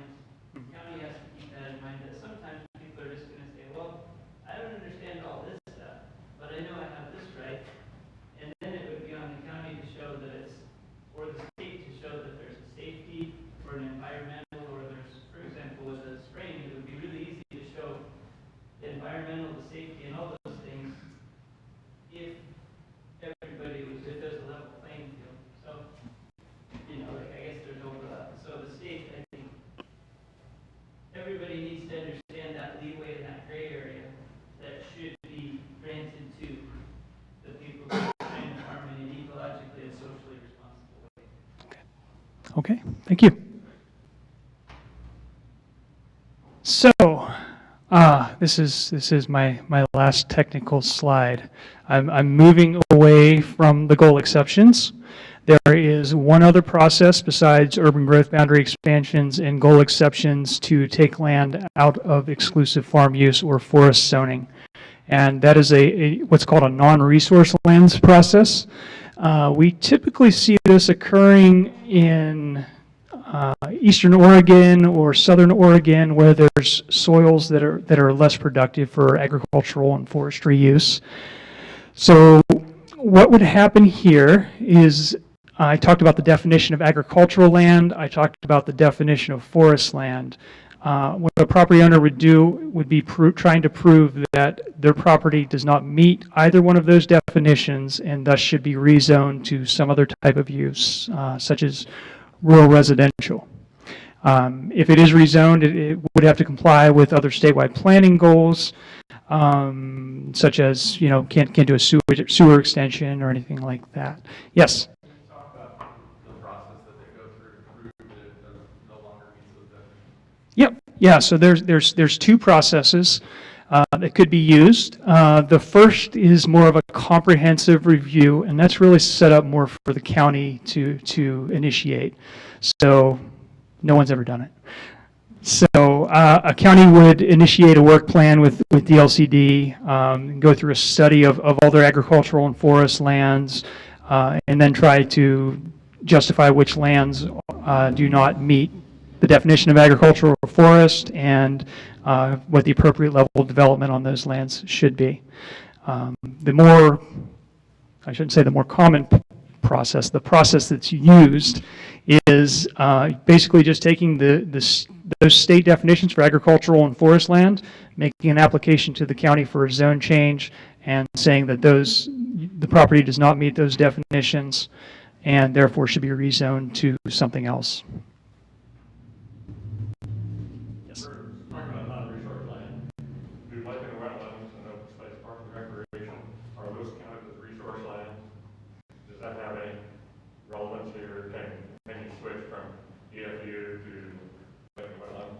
So wetlands are protected under Goal 5. So just because you're able to prove that land is an agriculture or forest land doesn't mean that it's insignificant and should be developed with whatever you want. You would still have to apply the other statewide planning goals as well as any other state requirements for wetland removal and things like that. If it's clearly a national wetlands inventory, you know, it just happens the chapters on the map don't match up. EFU and wetland. Can you switch easily from EFU to wetland? Oh, from EFU to wetland? Yeah, that's pretty easy. I think we actually had a proposal like that in Clatsop County not too long ago that went to aquatic natural or something. And that didn't require, I don't believe that required a goal exception or a non-resource land proposal. Am I right? All right, cool. Yes? In Columbia County next door, there's a big chunk of land that is adjacent to Fort Westward that is currently agricultural, and they have asked that it be taken out of agricultural, and I assume moved to probably rural industrial, I don't know. In order for Fort Westward to expand processing of fossil fuels as a possible export of fossil fuels, and so the local people and environmental organizations are fighting that through the Land Use Board of Appeals, through LUBA, to not take that big chunk of land out of agricultural. So I'm eternally grateful to live in this state and to have strong land use that protects agriculture, and that there is a Land Use Board of Appeals, and that there is a way to protect the agricultural land. Thank you. Yes? So follow up on the question I asked a minute ago about criteria for reclassifying here. So the slide on what defined forest land was sort of like, it's accepted as forest land. So that part wouldn't. Just need to like come and say, it's not really forest land. So it would be based on the NRCS ratings.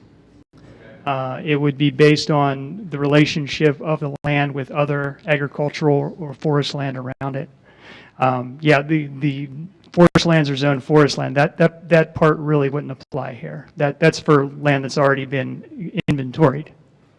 So if someone clear cuts land and uses it, doesn't have forest there for a while, can they just get it unclassified after they keep it non-productive? Well, the test is based more on the capability of the land to produce trees rather than the actual production of trees. So most likely, no. They keep the trees off, well, the soil's going to wash away pretty quickly. Well,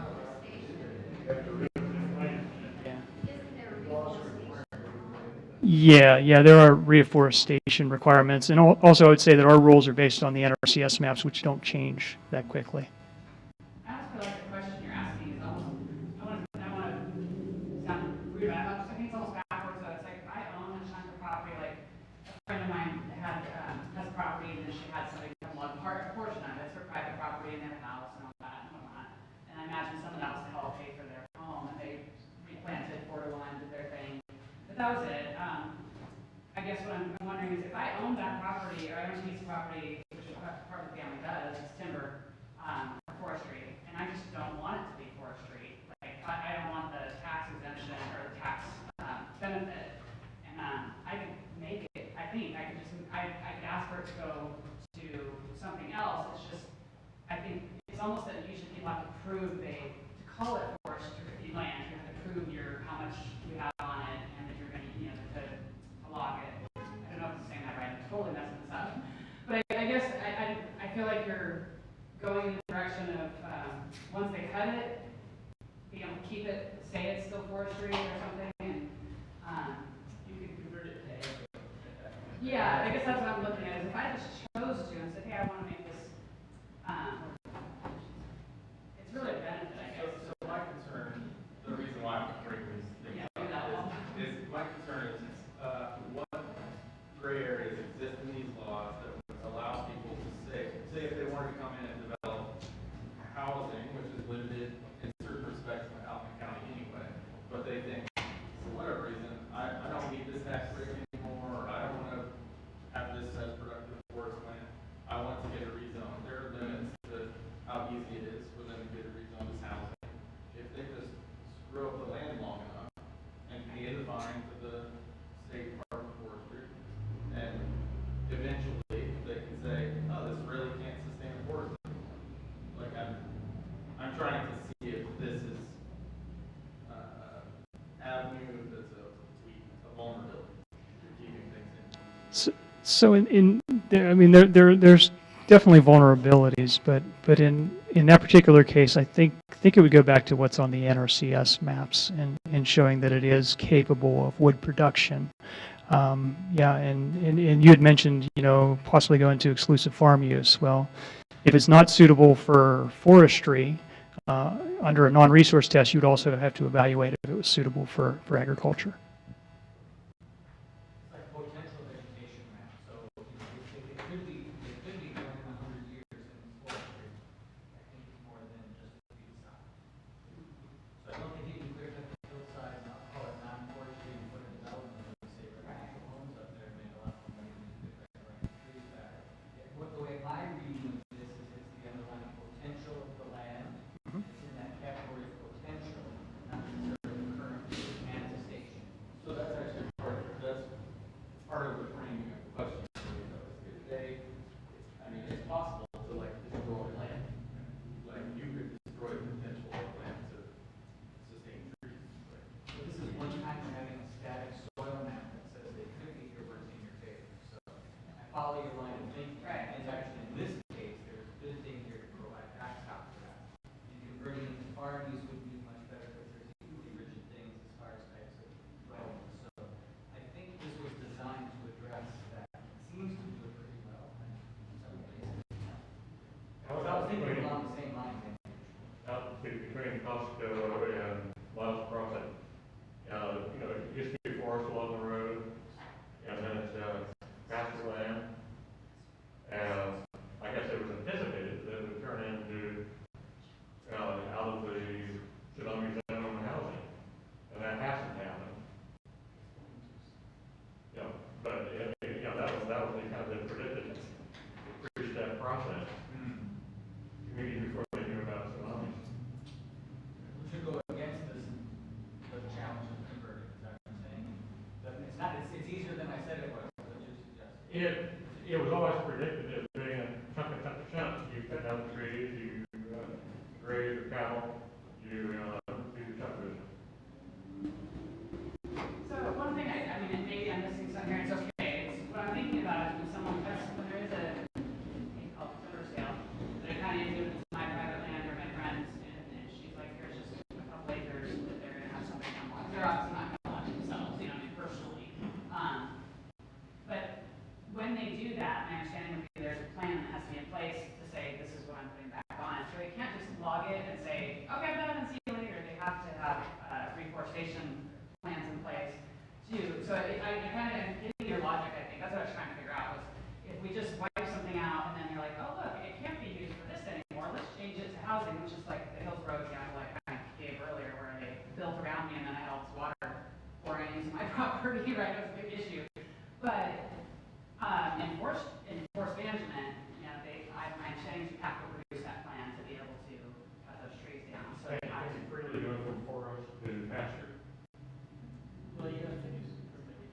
yeah, I guess if I were to say I want to cut all this property, like where I'm thinking right now, it doesn't work in my head because it's kind of mountainous and stuff, but if it was flat, if I came to the county and said, okay, I want to do this timber sale, but I want to make it ag after this, I don't want to replant, how would that work? The bad news is you can't do that. The good news is you can't do that. The bad news is you can't do that. Yeah. That's how I'm reading it. That's kind of what I'm thinking. Like if it was mostly that, it's kind of nice. If I was like, hey, I just want to get out of the forestry, 40-year plan of harvest, and I want to get into the, I don't know, I think a cucumber harvest. I can't think of something, but I want some more short-term harvest instead of like long-term. Yeah. You can do that. Of course. There's You some room for can that. directly to egg, but you have to file the paperwork. Yeah. It's no permitting is required, it's paperwork is required. This is what I'm doing. Department of Forestry sees that. Yeah. So on one hand, I'm happy that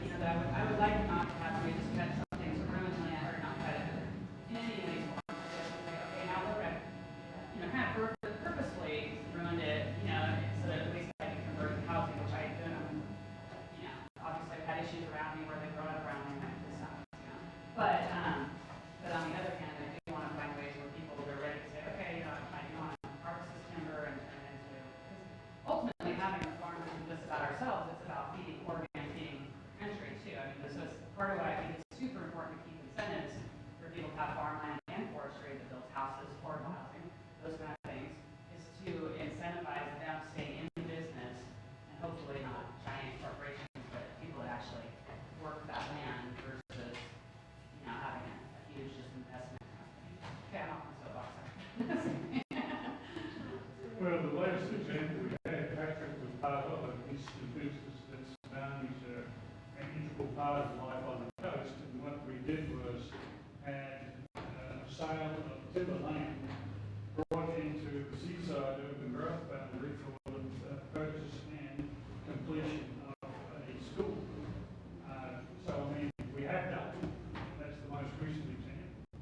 Where the school, the We new school being saw built. a use, and we went straight from forestry, brought it into the urban growth boundary, and that was developed for the school district. It has happened. Thank you. Well, it's been rightfully difficult to do too, as far as it should be properly difficult to make that conversion. Right. It shouldn't be easy. From tsunami seems to be a very compelling argument, whichever. That's an exceptional weed. Survival. Well, I think, like you're saying, it should be the exception, not the rule. It should be, this is hard to do, and you have all these great reasons, and, you know, so I appreciate that for sure, even if it is hard when it's a big cause.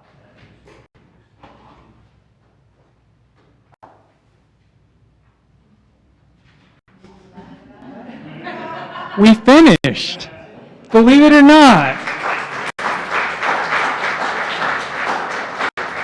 We got another question.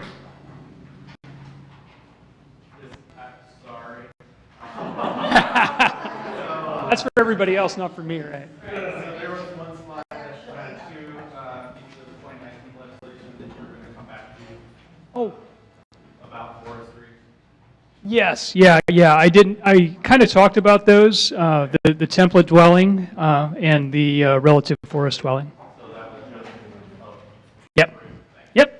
Already got that? Yes. So I appreciate all this information about implementation and exceptions to the goal, but can you tell us what statewide planning goals 3 and 4 actually say? I mean, are they about conservation? They do address conservation some, but mostly they are focused on agriculture and forestry. Oh, well, that kind of goes. What is the goal? Is it to conserve the forests and the agricultural land? Is it to develop them, or what is it? It's to make sure that agricultural and forest lands are available for the farm and timber industries, and also for other uses such as wildlife, soil, fish. So it's preservation of the resource. It is. It's keeping it available so they can be used for those uses as opposed to other uses that maybe could be located elsewhere. I mean, I was, had to look it up during this stuff, and the first word is conserve. So I think that must be to keep them Mhm. protected. Yes. And so the exceptions are just that, they're ways to get around the goals. Yeah. There's some flexibility was built into the system. Yeah. Yes. Has there been any discussion on the state level about one of the goals of the forest is for carbon sequestration, carbon capture? Because of the importance of our northwest forests for mitigating climate change. Has there been discussion on the state level? Oh, there has been tons of discussion at the state level about that. Yeah, the legislature has been very much on top of that issue. Because there isn't, in all the use and goals, they never state that. Yeah, you're right, and I think that probably reflects when the goals were written. To amend the goals is a difficult process. And they weren't written at a time whenever that was a major concern. But it's something that's definitely on our minds as we do future planning. Well, this is kind of elaborate, but given the times that we're in, it seems like global warming has to be the backdrop of every single decision the state is making now, all of these regulations and changes. And so that if we don't take them on, soon, they're forced upon us eventually. And the cost will be much greater. Yeah. Our department has been working with the governor's office on updates to the state climate adaptation plan. The goals themselves are written very generally, and that's a good idea, because in the goal, it talks about air quality and water quality, and those are being affected by the change in our atmosphere from pumping carbon dioxide into it. It's changed the quality of water by making it more acidic. There's a relationship between carbonate and bicarbonate and CO2 and water. And so the goal is good enough as it is, where the changes need to be implemented with regard to dealing with climate change is in those, I've forgotten the acronym, but OARS is the actual kind of language that says how are we going to do it. So you don't need to change the goal. You just need to get in there and change that next step down on that little balloon chart you showed earlier this morning. I think I was going to share with you guys one of the things I'd sent out some friends hoping they would come, which at least, Courtney had been here for the morning, but it was the goal, the statewide goal, and it specifically says to conserve this is the forestry one, to conserve forest lands by maintaining the forest land base and to protect the state's forest economy by making possible economical, efficient forest practices that ensure the continuous growing and harvesting of forest tree species as the leading use on the forest land, consistent with sound management of soil, air, water, and fish, and wildlife resources, and to provide for recreational opportunities in agriculture. So I think it's kind of picking on what you said, the goal is there. It's making sure that the rules are implemented to to achieve that goal, and that same thing. And while we might disagree sometime on the wording of things, I think many of us agree that no matter what, there is climate change happening from the beginning of time to now, and that sequestration of carbon is absolutely imperative. So whether that's from maintaining our forests in a better way, or whether it's producing more other harvests that'll also sequester more carbon to continue all that effort is extremely important. So hopefully, by revamping these goals or looking at them at our county level, we're going to be able to help people appreciate them more and get more involved with them. That would be super awesome. Question from that? So Commissioner Webb has asked that I remind everyone that as we go through each of the 18 goals, that we will be looking at ways to incorporate climate change, what the impacts are, and how we might be able to mitigate or address them.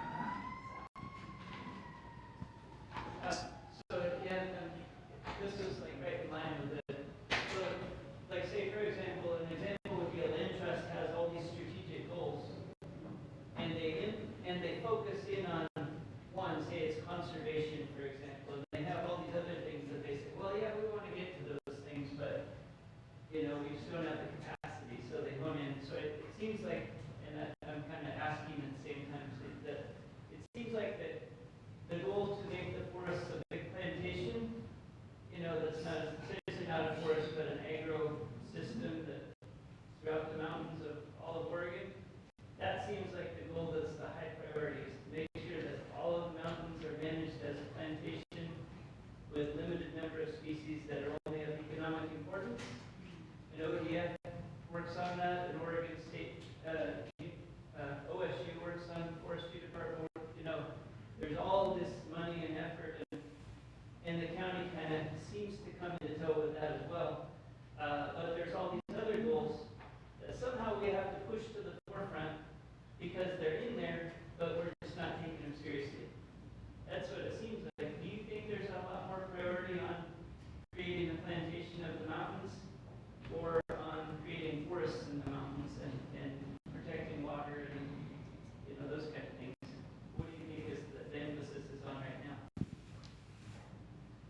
I'd say there's a lot of interest in both of those topics at the moment. Increasingly interest in trying to explore other things that are going on in the forest environment as opposed to just forestry. So there's definitely active discussions on that issue, and it'll continue to just be a balancing act as we move forward. Like I meant in the, like, the goal is to create something for the future, right? So not just a discussion, but where is the effort to create what tomorrow's going to look like? Is it in the direction of creating plantations, managing them more efficiently, or is it in the direction of creating forests and all the other parts of the goal? You know, the discussion, obviously we're all having the discussion, but where is the, you know, the practical strategic moves forward? Where are they taking us? So as far as forest practices go, that's something that the state legislature has to balance, and that's something that the Department of Forestry has a lot more to talk about than we do. I wish I could give you more input on that. Lisa, you look like you're standing up. I'll follow back here. Yeah, I wanted to follow up on this as well, or ask a question. It seems like the main tool that we have is the tax incentives, right? So, if we, I mean, it seems like the kind of plantation or agribusiness, like large scale, mostly for export, isn't, providing for our food security, and it isn't good for the environment to have food trucks, thousands of miles. So it seems like I'm wondering if there's a way, if we have any power at the county level to create a more tiered tax incentive, or if it's always going to be agriculture is agriculture, and we're going to treat it the same regardless if it's, supporting our community or this other. So I don't know the assessment laws very well. My suspicion would be that that's pretty much set in stone at the state level. But maybe someone from the Department of Revenue might know something, or your tax assessor.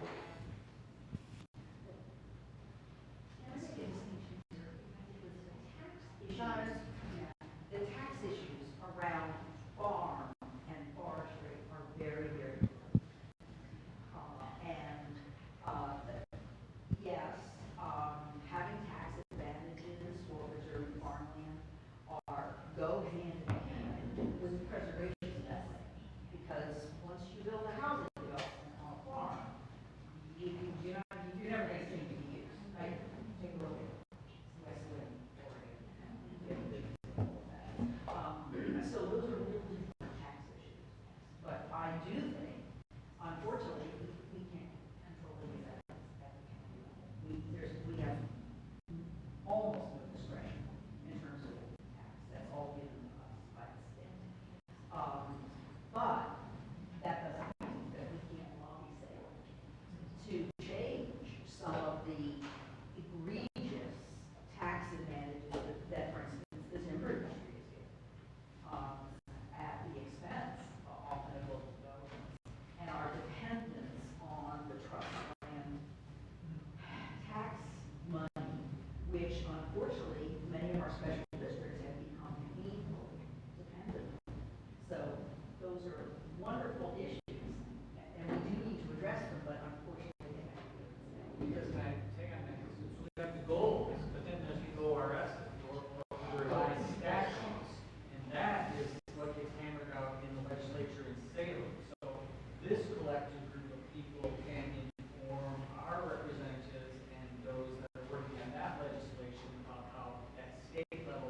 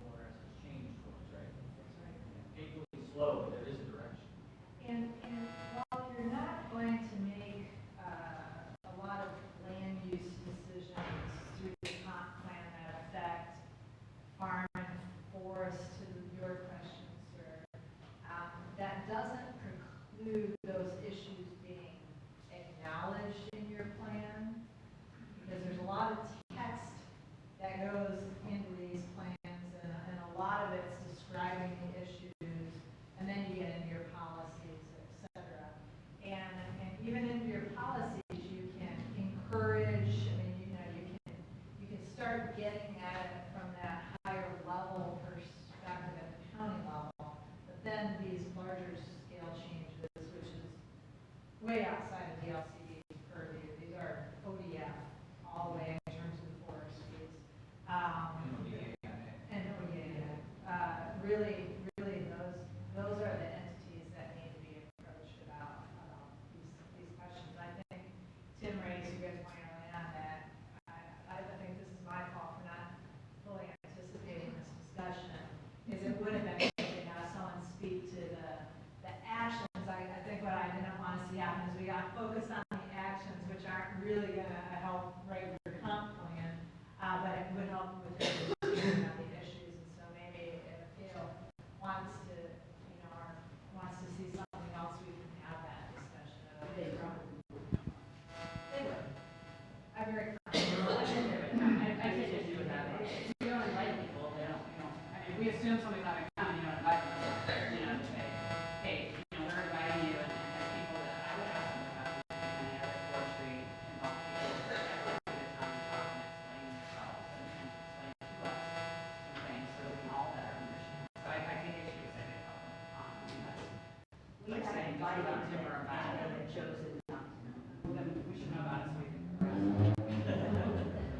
One of the point, it's frustrating to sound like any of the issues around forestry. Looking at multi-level and very complex really quickly, but I just want to mention as a footnote that Oregon's overall economy, forestry, timber only produces about less than 2% of the overall economy at this point. And yet, in the planning, it's really forestry as a source of revenue harvest is really prioritized based on what Oregon was 50 or more years ago. And we were at a totally different time. Some people wouldn't get through that. And so it's, time to keep looking at that sort of prioritization and see what But unfortunately, Placer County is much higher than that. well, it is in Placer County because we're sort of impacts of logging and forestry. Well, the only thing I wanted to point out, because I feel this in my heart strongly, because especially with the agriculture side of small farm, like, and that's funny what you guys are talking about it, but I liken that to almost the timber industry too, and so back east are some of the farms that have been eaten up by corporations, right? These small guys who had a good thing going, it's hard, but it's like by your sweat and your just brute force, you're going to stay a farmer, and here comes these big corporations that kind of swallow people up because their land is no longer really that valuable. And I feel like that as a lifelong resident, I'm 42 this week, and I've lived through my entire life and lived in many other places in the country, but this is my home. I feel like that's kind of, so when we talk about timber, you're talking about me, you're talking about people in my family that got, people got swallowed up by big timber companies. So we are good stewards, just like you talk about being a good steward. There's also agriculture people that weren't good stewards, and I wouldn't want to lump you into that. I would hope that having this discussion helps people see that there is, timber itself as one whole word is not this huge umbrella. There's people out there wanting to make those 80-acre parcels viable, good, harvestable, natural, kind of, like the stewardship that you seem to profess for your farm, less chemical, good watershed. That's what I see in my mind's eye when I'm thinking about the timber that I'm aware of. And that watershed with those roots growing in it is so much better than the concrete that surrounded, my property in Hillsborough. So, so those are the things that go through my mind. And I think these discussions are really great. And obviously, we're not going to make, we're not changing our comprehensive plan to fit some of those actions, but it's good to have the ability to speak up and say, hey, there's a lot of us out there that feel like we can't talk because we're, alienated. So, as much as other people have felt the same way. So, I just appreciate they're all here. Okay. This has been fun. Thank you all for sticking it out. If you got any questions, you got my contact information. Thank you.